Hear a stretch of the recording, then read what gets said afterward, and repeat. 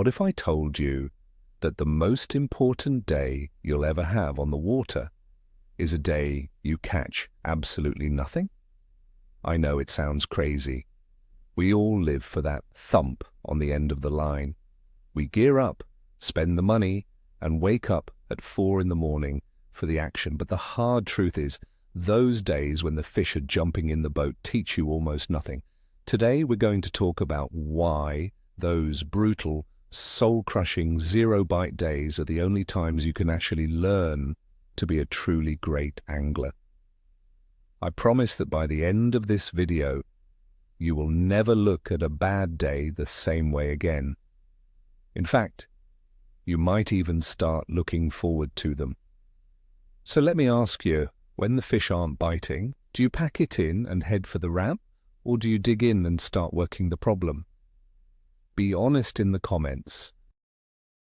For generations, the narrative has been the same. You get to the lake, and if you don't get a bite in the first hour, you start the blame game. The pressure is wrong. It's too sunny. It's too cloudy. The water is too high, or maybe it's too low. It's a convenient way to make ourselves feel better, to protect our ego from the fact that maybe, just maybe, we're the ones doing something wrong. This mindset traps anglers for years, even decades. They stick to the same 3 spots, throw the same 2 lures, and hope for the best. When it works, they feel like heroes. When it doesn't, they blame the fish. But this cycle prevents any real growth. It stops you from asking the most important question an angler can ask: why? Today, we are breaking that cycle. We're throwing out the book of excuses and opening up the playbook of a thinking angler. Let's start with the default reaction to a tough day. You're out there, the sun is coming up, and you're filled with optimism. You make that first cast to your favorite spot, expecting that familiar tap. But nothing happens. An hour goes by, then 2. The frustration builds. You start sighing, checking your phone, and maybe even talking to yourself. Your brain immediately looks for an external reason to blame. It's a defense mechanism. It's far easier to say the fish just aren't active today than it is to admit my current strategy is failing completely. This moment right here is the critical fork in the road. 99% of anglers will continue down the path of frustration, casting mindlessly until it's time to go home. The other 1%? They see this not as a failure, but as the beginning of the actual work. The day has just become interesting. So, here's the fundamental shift in mindset you need to make. A no-bite day is not a failure. It is a clean slate. It's the ultimate learning environment. When the fish are biting, you get constant positive reinforcement, even for bad habits. You could be making a sloppy cast or using the wrong retrieve, but a hungry, aggressive fish bails you out. You learn nothing except that the fish were easy. But when the water is silent, all of that feedback disappears. Every cast that comes back untouched is a piece of data. It's the lake telling you, nope, that's not it, try again. A no-bite day is a puzzle, and the lake is handing you all the pieces. Your job is to stop complaining that the picture isn't already finished and start figuring out how they fit together. It's no longer about catching, it's about collecting intelligence. This leads to our next point, the crucial difference between catching and hunting. On a good day, you're a catcher. You go to a known spot, use a known lure, and you catch fish that are actively feeding. It's fun, but it's reactive. You are simply taking advantage of a situation. On a tough day, you are forced to become a hunter. A hunter doesn't just show up and expect the prey to walk into their lap. A hunter reads the signs, understands the environment, studies the behavior of their quarry, and adapts their strategy. You stop thinking about your lure and start thinking about the ecosystem. Where would a bass or a walleye go to escape the sun? Where would they position themselves to ambush the few baitfish that are moving? This transition from a passive catcher to an active hunter is the single biggest leap you can make in your fishing career, and it only happens when the fish force you to do it. Let's talk about forced observation, starting with the water itself. When you're busy fighting fish, you don't really see the water. You see the spot where your line goes in. But on a slow day, you are forced to look, really look. You have time to notice the subtle things you usually ignore. You see that slight change in water color that indicates a depth change or a transition from a hard to a soft bottom. You notice the way the wind is creating a current and pushing plankton and therefore baitfish against a specific bank. You might see a small eddy behind a rock that you've never paid attention to before. These are the clues the lake gives you every single day, but we're usually too distracted by the catching to notice. A day with no bites removes the distractions and allows you to become a student of the medium you're fishing in. Now let's extend that observation to the structure. We all know to fish structure, like fallen trees, rock piles, or weed lines. But on a good day, we treat them like simple targets. We throw our lure at the big log, and if a fish bites, great, we don't analyze it further. But when that same log produces nothing for an hour, you are forced to dissect it. You start asking better questions. Are the fish on the sunny side or the shady side? Are they tucked deep inside the branches, or are they suspended just off the edge? Are they at the base of the trunk, near the bank, or out at the very tip in deeper water? You start to realize a single laydown isn't just one spot, it's 20 different spots. A no-bite day gives you the time and the motivation to pick apart that structure methodically, learning a lesson that will pay off for years to come on that same body of water. On a quiet day, your gear stops being a toy and starts being a scientific instrument. Think about it. When the bite is hot, you're just casting and cranking, focused on the end result. But when nothing is happening, you can finally pay attention to the tool in your hand. You can make a cast and just feel how your specific lure moves through the water. How does that crankbait wobble at a slow retrieve versus a fast one? What does it feel like when your Texas rig drags across sand, then gravel, then mud?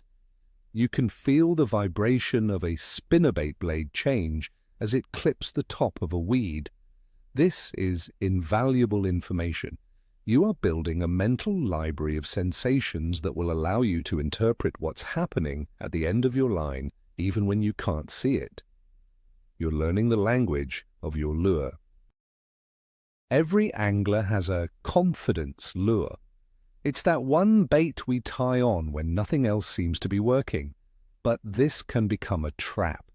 We rely on it so much that we stop experimenting.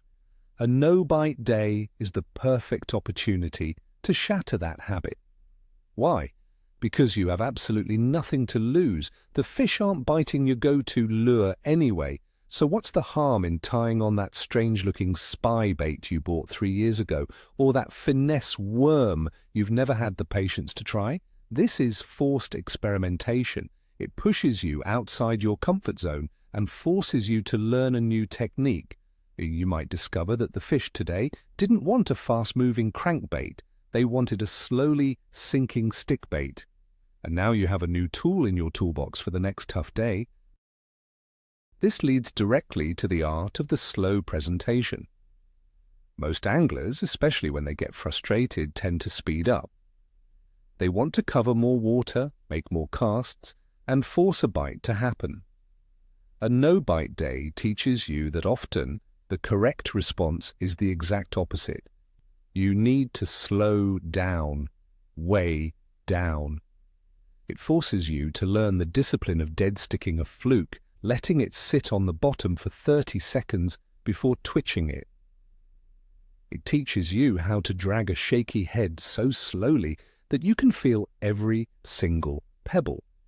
These ultra-slow techniques are often what it takes to trigger a bite from a neutral or negative fish. You would never have the patience to learn this on a day when a fast retrieve is getting you bit.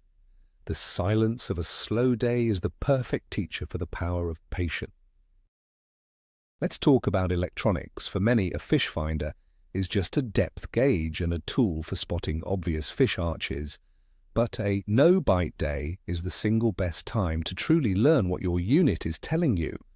With no fish to catch, you can dedicate your full attention to the screen. You can learn to distinguish between a soft, muddy bottom and a hard, rocky bottom by the thickness of the return signal. You can learn what a cloud of baitfish actually looks like versus random interference. You can spend time dialing in your side imaging to find subtle pieces of cover, like a single, isolated boulder 50 feet from the boat. You stop looking for fish and start looking for the habitat where fish should be. Your electronics transform from a fish-catching gimmick into a powerful environmental analysis tool. It becomes your underwater eyes. When bites are few and far between, you get the chance to mentally map a spot in a way you never could otherwise. On a hot day, you pull up to a point, catch 2 fish, and move on. You've learned very little about the spot itself, but on a slow day, you can spend 2 hours on that same point. You can pick it apart with a dozen different casts from multiple boat positions. You learn that there's a small depression on the left side, a patch of shell beds on the top, and a sharp drop-off on the right. You're not just fishing anymore, you're surveying. You are building a detailed, 3-dimensional map in your mind. The next time you pull up to that spot, you won't be making random casts. You'll be making precise, surgical casts to the key areas you identified during your bad day of reconnaissance. Now let's discuss the subtle clues you almost always miss. When fish are biting, our focus is narrow. We're zoned in on our line and the immediate area of our cast. But when the lake is quiet, our senses open up. You have the bandwidth to notice the little things. You see a single heron that keeps returning to the same small patch of shoreline, telling you there might be baitfish there. You spot a tiny flicker on the surface 100 yards away, the kind of nervous water that signals a predator might be lurking below. You might even hear the faint pop of bluegill feeding on insects under a dock. These are the whispers of the lake. On a day filled with the noise of catching fish, you'd never hear them. On a quiet day, they are screaming at you, pointing you in the right direction if you're willing to listen. One of the most powerful mental shifts you can make is changing the question you ask.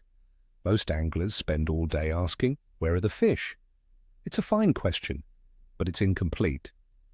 On a no-bite day, you have the opportunity to ask a much more insightful question. Why are the fish not here?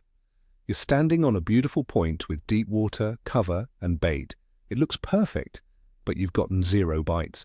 Why? Is the water temperature wrong? Is there not enough current? Is the water too clear for them to feel comfortable? Answering this question teaches you far more about fish behavior and location than simply stumbling upon a school of active ones. Knowing where fish aren't and why is just as valuable as knowing where they are. It's the process of elimination. A slow day is also the perfect laboratory for experimenting with angles and boat position. Let's go back to that fallen tree. You've probably always fished it from the same angle, with the boat out in deep water, casting towards the bank. But today, that's not working. So what do? You move the boat, you try casting parallel to the trunk from the shallow side, then you position the boat so you can bring your lure over the top of the branches from behind. Suddenly you get a bite. You've just discovered that the fish on this specific log prefer to ambush prey coming from a specific direction. This is a game-changing piece of information. It's a secret you would never have unlocked if you had caught a fish on your first easy cast. The lack of bites forced you to be more creative. Let's talk about the power of downsizing. When the fishing is tough, it often means the fish are lethargic, pressured, or not in an aggressive feeding mood. Your big, noisy, attention-grabbing lures are more likely to spook them than entice them. A no-bite day forces you to confront this. It pushes you to tie on a smaller lure, switch to a lighter line, and adopt a more finesse-oriented approach. Maybe you try a drop shot for the first time, or a Ned rig. You learn the subtlety and patience required to fish these baits effectively. This skill is one of the most important you can ever develop, as it allows you to catch fish behind other anglers and in the toughest conditions. The bad day is what forces your hand and makes you add this crucial chapter to your playbook. A day with no bites is also a masterclass in understanding seasonal patterns. It forces you to think beyond just the spot and consider the bigger picture. You're not getting bites on the shallow spawning flats, so you stop and think. Okay, it's early summer, the spawn is over. What do baits do now? Your mind starts working. You remember reading an article that said they move to the first major drop-offs leading out of the spawning bays. You fire up your boat, go to one of those spots, and suddenly you start marking fish on your graph. You've just successfully used your knowledge of seasonal patterns to solve the puzzle. You're no longer just guessing, you are making an educated decision based on the time of year. This is the difference between just fishing and actually understanding the fish. We often think of patience as a passive act of just waiting, but a tough day on the water teaches you that true angling patience is an active skill. It's not about mindlessly waiting for a fish to bite. It's about active observation while you wait. It's about paying attention to the wind, the sun, and the water conditions, waiting for a small window of opportunity to open. Maybe you notice the wind is starting to pick up and blow onto a main lake point. You know this can trigger a bite, so you head over there and wait, not just casting randomly, but waiting with purpose, ready for that window to open. You learn that some days, 90% of your bites will come in a 15-minute flurry. The bad day teaches you the discipline to be ready for it. Perhaps the most important lesson a no-bite day teaches is humility. The lake has a way of reminding you that you don't have it all figured out. And that's a good thing. An angler with a big ego who thinks they know everything is an angler who has stopped learning. When you get humbled by the fish, when your best spots and best lures fail you completely, it forces you to open your mind. It makes you willing to try new things, to ask for advice, to read articles, and to watch videos. This humility is the foundation of all real learning. A tough day breaks down the ego and rebuilds you as a more thoughtful, inquisitive, and ultimately more successful angler. It reminds you that you are always a student of the water. This brings us to the myth of the one last cast. We've all seen it in fishing shows. The hero makes one final dramatic cast at the end of a tough day and lands a monster. It's great for television, but it teaches a terrible lesson. It promotes the idea that success is based on luck. But what a real no-bite day teaches you is that success isn't about one lucky cast. It's about the hundreds of methodical, analytical casts that came before it. The successful cast is the end result of a process of elimination. You learned that the fish weren't on the bank, they weren't on top of the structure, but they were suspended just off the edge. Your magic cast was simply the one that finally put the right lure in the right place, based on all the information you gathered from your failures throughout the day. So, how do you make sure these lessons stick? You need to start documenting your failures. This might be the most practical tip of all. When you get home from a tough day, don't just throw your gear in the garage and forget about it. Take 5 minutes and write down what happened. Note the date, the weather conditions, the water temperature, and the locations you fished. Most importantly, write down what you tried that didn't work. Tried a square bill on the shallow rocks, no bites. Tried a jig on the docks, no bites.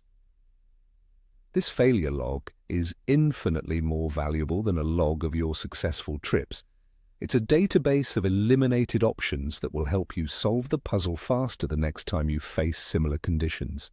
You are building your own personal fishing Bible, written from experience. Finally, let's put it all together. The day is ending, the sun is setting, and your live well is empty, but your mind is full. You may not have a fish to show for your efforts, but you are not leaving empty-handed. You've learned something new about 3 different spots. You've gained confidence in a new lure. You've spent hours truly watching and understanding the water. You've learned that knowing where the fish weren't is a massive piece of the puzzle. You leave the lake a smarter, more observant, and more humble angler than you were when you arrived. You didn't fail to catch fish today. You succeeded in gathering a full day's worth of valuable intelligence that will help you for the rest of your fishing life, and that is a successful day by any measure. So, let's bring it all home.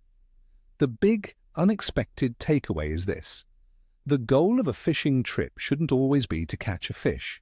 The true goal should be to learn something. And the days where learning is easiest are the days with the fewest distractions, the no-bite days. The aha moment is when you stop seeing a quiet lake as a personal failure and start seeing it as a private classroom. This shift in perspective changes everything. You're no longer a victim of bad luck or uncooperative fish. You become an active investigator, a problem solver who uses every moment on the water to gather clues. You'll start enjoying your fishing on a completely different level because every single trip, bite or no bite, makes you a better angler. Thank you so much for watching and for being willing to challenge some old ways of thinking. If this changed your perspective, hit that like button and consider subscribing for more content that goes beyond the basics. Now I want to hear from you. What's the single most valuable lesson a day of 0 bites has ever taught you? Share your story in the comments below. Let's learn from each other.